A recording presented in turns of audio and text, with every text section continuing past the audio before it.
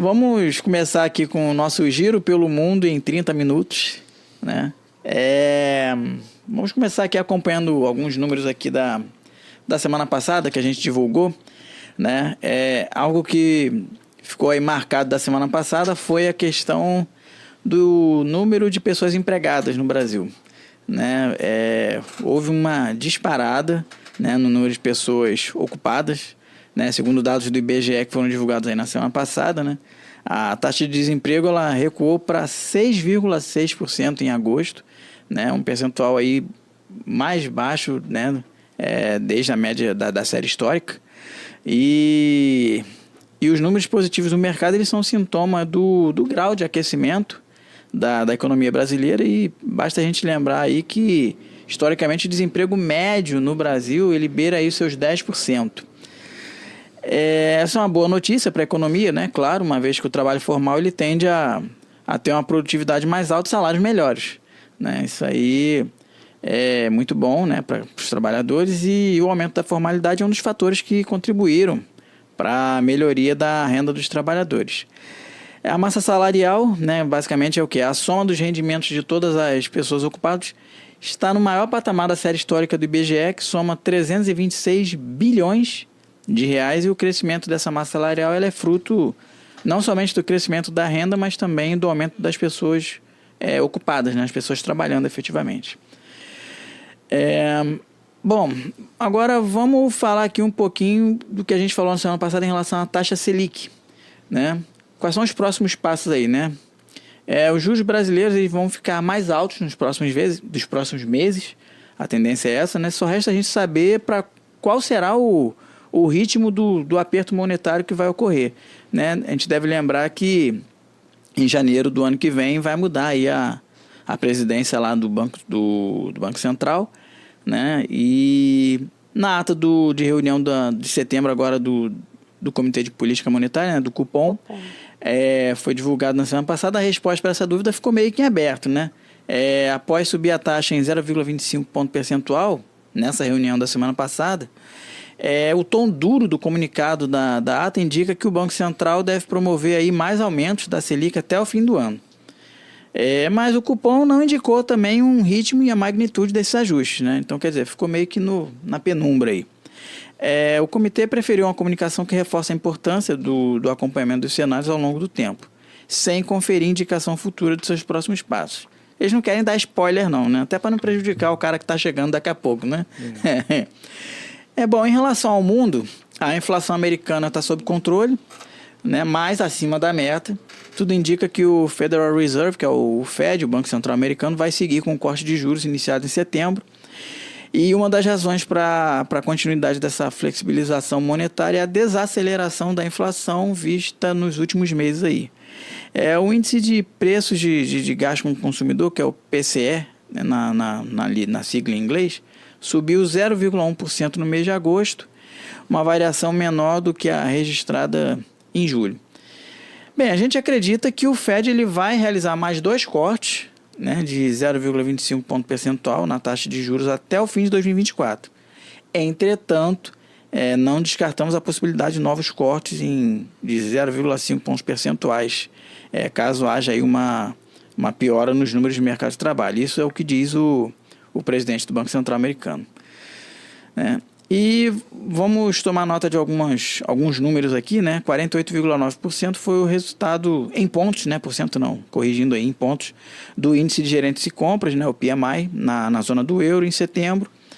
O número veio abaixo do esperado, com o recuo da atividade da França após os Jogos Olímpicos, ou seja, acabou os Jogos Olímpicos ali, as atividades, né? Elas se retraíram. 52,9% foi o resultado em pontos também do índice de gerentes e compras no Reino Unido, PMI, em setembro, sinalizando expansão da atividade pelo 11º mês seguido. E 0,13% foi o quanto subiu a prévia da inflação oficial brasileira, que é o IPCA 15. Isso no mês de setembro agora. O indicador acumula alta aí de 4,12%, repetindo, 4,12% em 12 meses. Bom, agora vamos começar a semana, né? Vamos fazer um tour em volta aí das principais manchetes que movimentaram o mundo. Bem, o dia mais sangrento desde a guerra de 2006, né?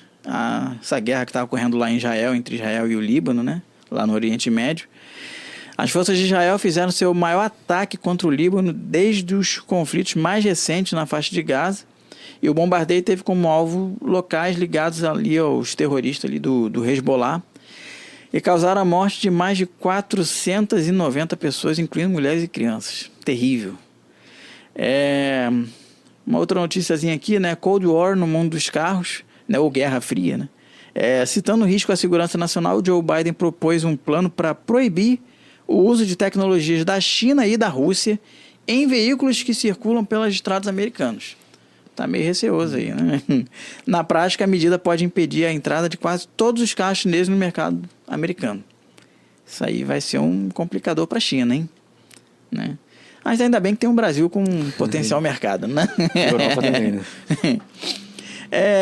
O desemprego entre os jovens chineses bateu recorde no mês de agosto. A porcentagem de pessoas entre 16 e 24 anos que não estudam e não trabalham chegou a 18,8%. Olha a geração Z chinesa aí, ó.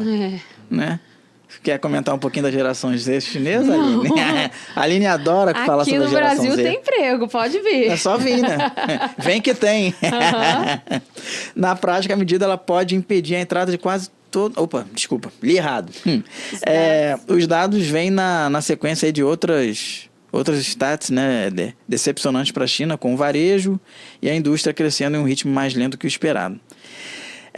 Sinal de alerta nos céus. Nos últimos meses, voos comerciais estão enfrentando sinais falsos de GPS. Já aconteceu isso com você, Aline? Não. Com você, William? Também não. De repente você chegar num local, dá um sinal de GPS e pô, você está indo para o lugar errado. Bom, esses sinais falsos de GPS confundem os sistemas de navegação dos aviões e no começo do ano só algumas rotas eram afetadas, mas agora mais de 1.100 voos por dia lidam com o chamado aí GPS spoofing, né? Com isso, as companhias estão treinando os pilotos a identificar os sinais errados. Ainda não se sabe ainda qual o motivo desses sinais falsos, né? Que perigo. Perigo. Dá até um receio de voar de avião. Né? Bom, agora vamos falar de quarta-feira, né? No mundo, a China abre os cofres e lança um pacotão para curar a economia doente. Colocar as fichas na mesa. Para tentar combater a economia que tem desacelerado, o Banco Central da China lançou um pacote de estímulos para injetar mais dinheiro no país.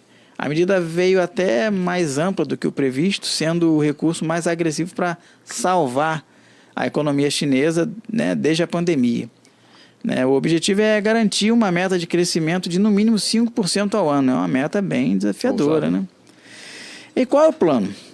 O Banco Central cortou as taxas de juros do país e reduziu a quantidade de dinheiro que os bancos precisam guardar, o que deve liberar aí 140 bilhões de dólares para serem usados com empréstimos e investimentos. E um dos principais pontos é ajudar o setor imobiliário, que está na pior crise em décadas na China. Com isso, o governo ele vai fazer as taxas das hipotecas despencarem para os empréstimos e diminuir o valor de entrada dos imóveis também. Bem, não para por aí não. O mercado de ações, o Banco Central confirmou aí um suporte de 113 bilhões de dólares para permitir que fundos, seguradoras e corretoras tenham acesso mais fácil a financiamento para comprar ações. Com centenas de bilhões de dólares injetados na economia, a expectativa é que os chineses voltem a gastar, que o dinheiro volte a circular e que o mercado imobiliário e a construção civil se recuperem e o desemprego diminua. Bem, reflete no globo, de uma forma geral, porque estamos falando da segunda maior potência global, com mais de 10% do PIB mundial. Se a economia da China volta a girar, os países com relações diretas de negócios, né, com os chineses beneficiam, né? Seja nas exportações, comércio ou mercado financeiro também. Brasil, minério de ferro, né? Exatamente, Brasil com minério de ferro. E a Bolsa de Valores do mundo inteiro, né, reagiram bem ao pacote. O Ibovespa nosso aqui teve alta de 1,22%. Os índices americanos atingiram máximas históricas e as bolsas da Europa também fecharam com a setinha lá para cima. Bom, agora, quinta-feira, vamos falar de Brasil um pouquinho, né? Uma volta aí pelas manchetes que movimentaram o Brasil. Houve uma troca de farpas em plena ONU, né? No seu discurso na Assembleia Geral, Zelensky disse duvidar do interesse real do Brasil em querer mediar um acordo de paz na Ucrânia, afirmando que o nosso país quer aumentar seu poder às custas dos ucranianos. Em resposta, Lula disse que se Zelensky fosse esperto, buscaria uma solução diplomática. Lula sendo político, né? Um anão político. Um anão diplomático. Exatamente. A estratégia de expansão global, né? O BTG ele comprou uma gestora de fortunas com sede em Miami, como parte da internacionalização do Banco BTG. E agora mais de 1 bilhão de famílias de perfil ultra-high da Greystone Advisors vão ficar sob a gestão da instituição brasileira. Ou seja, o BTG vai começar a administrar grandes fortunas, né? Isso aí é uma formação interessante, inclusive para quem tem ações na BTG, né? Então... Eu já tive, quando eu trabalhei na Disney, uma colega me convidou para ficar na casa de uns parentes que moravam em Miami, né? Na verdade, eles moravam, deixa eu lembrar, pertinho ali. Orlando? Não. Trabalhei em Orlando, Miami, esqueci. Mas enfim, Miami. A grande Miami. E aí a prima dela era governanta de uma casa de veraneio de milionários nova-iorquinos. E aí eles tinham uma casa lá na Flórida para passar, né, a temporada de inverno lá de Nova York. E aí ela cuidava da casa, garantia que tudo ficasse limpo, organizado. E um dia a gente estava com ela e ela foi lá abrir para algumas pessoas fazerem um serviço de jardinagem, enfim. E assim, pensa é um padrão, é surreal, Rogério. Cristais Tiffany, é tudo grifado, é tudo muito ostentação. É muito luxo, né? Era uma garagem era Mercedes, era BMW, numa casa de veraneio, onde as pessoas nem usavam aqueles carros. Ficava lá só para passear, né? Um aquário gigante na sala. Eu fiquei bem impressionada. Aí essa notícia aqui, né? Fortunas com sede em Miami. Eu lembrei dessas casas, assim, nesse condomínio de luxo americano. É um padrão diferente mesmo de riqueza, né? Que a gente está acostumado aqui no terceiro mundo, né? Verdade. Boca Raton. Hã? Boca Raton. Boca Raton, Flórida. Tem Miami e aí tem Boca Raton. Ah, tá. Você lembrou o nome do lugar. Essa casa era em Boca Raton. Interessante. Um assunto agora da semana aí, né? Brasil, país das apostas. A gente, inclusive, estava falando aqui um pouquinho antes da gente entrar ao vivo, né? Você joga, William? Não jogo. Rapaz... Não me rendi a isso. Tá complicado. Os gastos brasileiros com as apostas online superaram todas as expectativas. Segundo o Banco Central, cerca de 24 milhões de pessoas participam de pelo menos um jogo de azar por mês, movimentando mais de 210 bilhões no ano. Cara, é um mercado assim surreal. Quando a gente fala de aposta, a gente está falando de Mega Sena, isso tudo também? Então, havia a intenção da Telecena passar a ser uma bet. Não sei como é que ficou. Né? A gente até já trouxe esse assunto, né, nas outras semanas, na semana anterior. Principalmente pessoas de baixa renda são as mais suscetíveis a estarem nesse tipo de jogos, né, de azar. Estava contando para os meninos também uma funcionária que ganha um salário mínimo, falando que em um dia, em um domingo, ela estava indo para o trabalho, jogou e ganhou R$900, né? É realmente tentador, complicado. A gente está vendo as famílias se endividando, essa questão de ganhos fáceis, né? Esses jogos são extremamente dopamínicos e aí a gente vê aí um problema sério, né? Sim. Não tem solução fácil para problema difícil, né? A pessoa não vai querer resolver a vida dela com uma aposta, né? Ela pode se complicar ainda mais, né? E é isso que a gente está vendo, né? É uma coisa muito complicada, porque o brasileiro já não tem aquele perfil de querer pegar o dinheirinho que sobra e investir. Né? Agora com isso aí, né? Aguardar o tempo tem que aguardar, né? Exatamente. Inclusive a gente tem a notícia aqui, né? Falando que o Nubank, explosão pode afetar clientes do Nubank, aponta o relatório de Santander, né? Sim.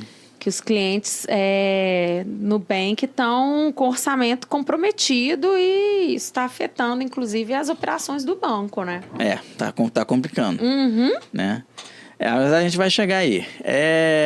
Vamos falar, sextou, né? Fala de economia agora um pouquinho. Os metais preciosos estão brilhando no mercado. Enquanto a incerteza domina o cenário da economia, os preços dos metais preciosos, não só o ouro, estão batendo recordes no mercado internacional. a prata, que muita mulher não valoriza a prata, né? Minha joia aqui, eu não queria de ouro, não quero de prata. Aí agora, a desculpa acabou. A prata subiu 36% nesse ano, chegando a valer $32,71 a onça. A onça, para quem não sabe, são 30 gramas. É o maior valor desde 2012. Já o ouro, famigerado ouro, né, tem batido recorde atrás de recorde ao longo do ano e a cotação atual já bate os $2.660. Nossa. A onça. Segura seu cordãozinho de ouro aí, né? Rogério. A minha aliança segura quieta. Agora, qual é a razão disso, né? Por serem recursos limitados na natureza, os metais são vistos como investimentos seguros, que resistem a variações da economia, principalmente em momentos de instabilidade. Bom, se tem alguma coisa que não está em falta nesse ano é a incerteza, né? As eleições nos Estados Unidos, guerra de Gaza, tensão no Líbano e Rússia e Ucrânia, enfim, são alguns exemplos de receios entre os investidores. Isso aí. Né? E outra razão para essa arrancada dos metais é a queda na taxa de juros dos Estados Unidos. Com o tesouro em dólar rendendo menos, o ouro fica mais atrativo, né? Já que a moeda americana ela passa a desvalorizar e o metal não. Só trazendo uma alusão, não é à toa que o rei Salomão foi o rei mais rico da Terra, né? Só um adendo.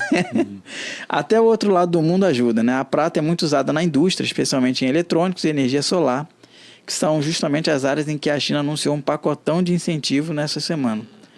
E o Brasil tem cerca de 12% das reservas conhecidas de ouro no mundo. E até 2027 há um projeto de mineração que prevê aí render investimentos de 7,6 bilhões de reais aqui no Brasil. É um recorde para o período. Bom, vamos agora de sábado. Essa aqui é uma notícia meio polêmica, né? O Alexandre de Moraes nega o retorno do X ou X no Brasil, o antigo Twitter, né? O que você faria se alguém te ligasse agora cobrando um Pix de 10 milhões para sua empresa poder continuar funcionando? O que você faria, Aline? Minha empresa não está valendo tanto, não. Mas se ela valesse mais, eu fazia, ué. Não ia nem ligar para mim, eu não tenho esse dinheiro todo. Bom, essa é a atual situação do Elon Musk, né? Mesmo com o X tendo pago todas as multas pendentes que fizeram o Alexandre de Moraes mandar suspender a rede social, né?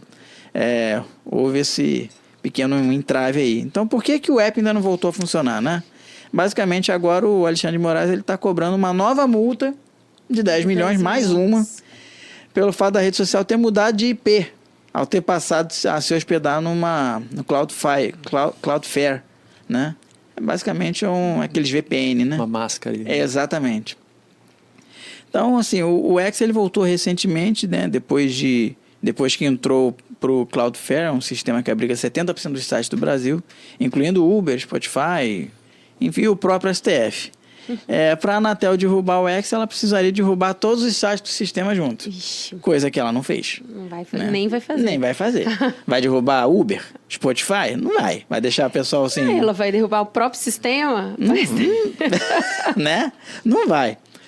Além disso, na decisão publicada ontem, o ministro ainda solicita ao X para informar se a Starlink, que também é do grupo Elon Musk, né, que tem ele como acionista, vai usar os seus valores bloqueados para pagar a multa, mesmo a Starlink sendo uma empresa totalmente diferente. Intima a representante legal da rede social a pagar de maneira imediata uma multa adicional de R$300 mil. Caso o X pague essa multa final, que é bem provável que aconteça, vai dar para dizer que o Alexandre de Moraes ele sai vitorioso do longo embate, né, que travou com bilionários sul-africanos nos últimos meses. Claro, isso se nenhum deles arrumar mais um capítulo aí para alongar essa história, né? E depois da notícia de que só esse ano 10,5 bilhões do Bolsa Família foram parar em bet, o governo deve provavelmente apresentar essa proposta, né, para evitar o uso do cartão do Bolsa Família em apostas, né? Isso é uma noticiazinha extra aí em relação às bets. Bom, segunda-feira, hoje, né? Continuando falando de Brasil, o número de estrangeiros contratados no Brasil bateu recorde, né? E olha que a taxa de emprego tá lá em cima, né? Procura-se mão de obra, né? No começo do ano até agosto, o número de imigrantes contratados formalmente no nosso país cresceu 53% na comparação com o ano passado. Pelos números mais recentes, o Brasil conta com 321 mil estrangeiros com carteira assinada, o maior número já registrado desde a pandemia. A grande maioria das vagas é ocupada por venezuelanos e cubanos, principalmente nas regiões sul e sudeste, onde o mercado de trabalho está mais aquecido de forma geral. Bem, em que isso é relevante para a gente, né? No geral, as empresas estão preferindo contratar imigrantes pelo baixo índice de rotatividade, já que eles tendem a ficar mais tempo no emprego. Ou seja, o brasileiro tem muita tendência, tipo assim, onde está me pagando mais, eu vou. E que ele também não ganha Bolsa Família, né? Então ele está precisando trabalhar. Exatamente. Estrangeiro não recebe benefício, né? Não, estrangeiro não pode receber. Mesmo representando só 0,6% do total de empregados, o movimento recente ele mostra que muitos estrangeiros que não eram registrados estão conseguindo trabalhos formais agora. A indústria é o setor que mais contrata, né, com 40% das vagas, principalmente no ramo alimentício. Na construção civil, a mão de obra estrangeira também tem grande destaque. E no Rio Grande do Sul, por exemplo, a contratação de imigrantes como pedreiros está em alta para ajudar na reconstrução do estado depois das enchentes. É uma informação interessante. O que está por trás dessa notícia, né? Muitos dos que estão fugindo de crises, como é o caso da Venezuela, Cuba, o Haiti também, né? Aceitam oportunidades com salários mais baixos e jornadas mais exaustivas, mesmo os que tiveram formação no país de origem. No Brasil são cerca de 1,5 milhão de imigrantes, sendo que desses, né, 650 mil são refugiados ou estão pedindo refúgio. A maioria dos estrangeiros que moram aqui no Brasil eles são venezuelanos e haitianos. E um adendo extra, acredite se quiser, 12 estados do país, do total de 27, tem mais gente recebendo Bolsa Família do que trabalhando de carteira assinada. Incrível, né? A pessoa prefere receber um benefício a trabalhar de carteira assinada. Eu já te contei que a conta não fecha, né? Que eu também não... A gente não julga as pessoas que... Não, lógico. Que escolhem não sair de casa, porque é muita bolsa, é muito benefício. E não é que eu seja contra as pessoas, né, mais necessitadas terem um benefício. Mas a gente tem que entender também o impacto disso, Exato. De alguma forma, na economia e para eles há um médio e longo prazo, né? Em termos de bem-estar, realmente, de manutenção do alimento, vamos Sim. dizer assim. Então, a gente vê pessoas deixando de trabalhar, de ganhar experiência, de investir, talvez, né, na educação do filho, investir no sentido de apoiar, para poder viver desse auxílio, né? Sim. Mas é isso, vamos ver como que vai ser os próximos capítulos aí dessas histórias. É uma matemática que ela funciona enquanto houver recursos. Quando os recursos acabarem, vai implodir, né? Exatamente. Até a hora que não tiver mais como pagar benefício. Exatamente. Mas a pessoa ganha R$800 de bolsa. Aqui no município ainda tem uma bolsa, por exemplo, que completa essa renda. 350 de auxílio gás. 500 de material escolar e uniforme. Então, assim, não faz sentido eu sair de casa, ter que pagar alguém, às vezes, para cuidar dos meus filhos, para poder trabalhar por um salário mínimo. Então, essa pessoa opta por ficar em casa. Então, a gente vê muitos empregos, assim, no comércio, empregos de atendente, empregos que realmente exigem um mínimo ali de escolaridade, né? Com muitas vagas, que é o que está acontecendo aí. Em Macaé, a gente está cheio, né? É verdade. Bom, e falando um pouco agora de economia, as hidrelétricas elas terminam o mês com menos da metade dos reservatórios cheios, né? É o efeito da pior seca dos últimos anos. Com a falta de chuvas, a quantidade de água armazenada nos reservatórios deve terminar o mês de outubro com menos de 40% da capacidade. Bandeira vermelha acionada. Bandeira vermelha nível 2. Lá em cima. Contas mais caras, né, nos próximos meses. Isso significa que ao longo do próximo mês, né, os reservatórios vão perder quase 7% da água que tinha no começo dessa semana. E aí isso afeta na geração de energia do país inteiro, né? E aí, né, como é que a luz vai chegar na nossa casa, né? Chega mais de 75% da eletricidade, ela vem das hidrelétricas, que depende do nível dos rios. E aí, já viu, né? Vai acionar as termoelétricas, né? Já tem sido acionadas, né? E enquanto a previsão é de um volume de chuva 50% menor do que o normal para o ano, a demanda por eletricidade aumenta cada vez mais por causa do calor, né? Com uso de ar-condicionado, ventilador, né? Agora, qual é a alternativa? Né? Com as hidrelétricas secando, o país precisa buscar outras formas de gerar energia para evitar apagões. A principal como sempre, é acionar as termoelétricas. É lógico que existem projetos alternativos, como fazendas eólicas, solares, né? Então, mas ainda está muito aquém, né? Para demanda. Da demanda, exatamente. E no fim da linha, aí, uma cobrança extra de R$ 7,87 a cada 100 kWh consumidos vai começar agora em outubro. Então, pessoal, conta mais cara agora em outubro, hein? Como referência, uma casa numa cidade do nosso país gasta aproximadamente 150 kWh a 200, mais ou menos, né? Entre 150 e 200. Então, por aí já dá para fazer uma continha, né? Bom, para acompanhar da semana que vem, dia 1º/10, temos aí o índice ISM de manufaturas de setembro dos Estados Unidos. Também 1º/10, índice de preço ao consumidor amplo, CPI de setembro, da zona do euro. 2/10, pesquisa industrial mensal de agosto do Brasil. Dia 3/10, índice ISM de serviço de setembro, nos Estados Unidos também. E 4/10, relatório de emprego de setembro nos Estados Unidos.